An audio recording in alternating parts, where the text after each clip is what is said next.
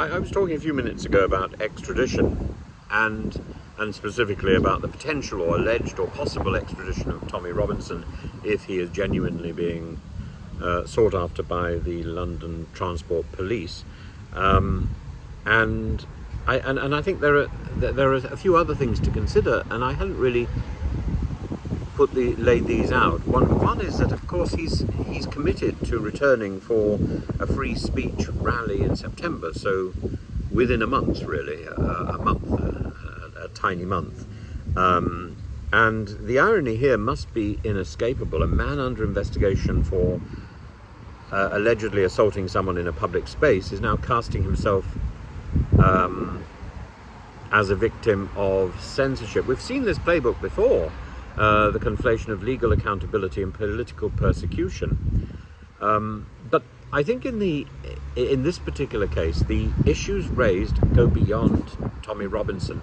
And I know the GB News lot and Tommy Robinson supporters want this all to be about Tommy Robinson, but I think it raises vital issues about law and principle, about ideas like self-defense is a right, but it's not a blank check for violence. That's important in the Manchester story.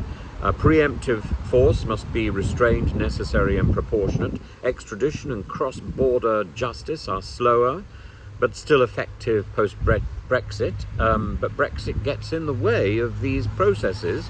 And finally, nobody is above the law, no matter how loudly they proclaim victimhood, no matter how much they rebel against the system. Whatever one thinks of Robinson's politics, and many find them repugnant, I know, he is entitled to a fair investigation, but not to reinterpret the law for his convenience. In the end, a court will ask not what Robinson believed about this case, but what he did, and whether it was legally and morally justified, and whether, they probably would ask some of his beliefs. They would ask whether or not he believed he was about to be physically assaulted, and that might justify a preemptive strike or a hit or something. If indeed he did hit somebody, we don't actually know. That footage hasn't been released, and it never will be released, or it won't be released if there's going to be a trial or if there's going to be any police investigation. We're told there is a police investigation. That footage will not be released, no matter how much people on YouTube demand it. Because it would compromise any investigation. But yes, if he believed he was about to be physically attacked, that would justify a preemptive strike, I suppose, and it would certainly justify a strike in self-defense. Whether a strike that knocks somebody unconscious is reasonable, that would be another matter entirely. So over all this, the big gloss in my mind is that I find it extraordinary in a public space, in a public station, that there was no one to turn to for help.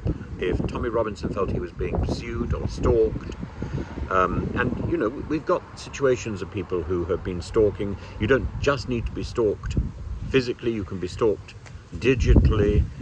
Where do you go to for help in this country? Where do you go to for help? Because there doesn't seem to be help available.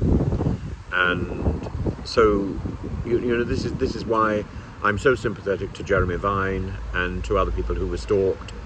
By the way, Jeremy Vine's got a new, he's got a novel out. I've been reading it. It is tremendous fun. It's quite a page turner. I didn't realise he had it in him, and I didn't realise he was such a fine writer. But if you haven't got hold of Jeremy Vine's novel, I strongly suggest you get it. I'll do a review in the next few days.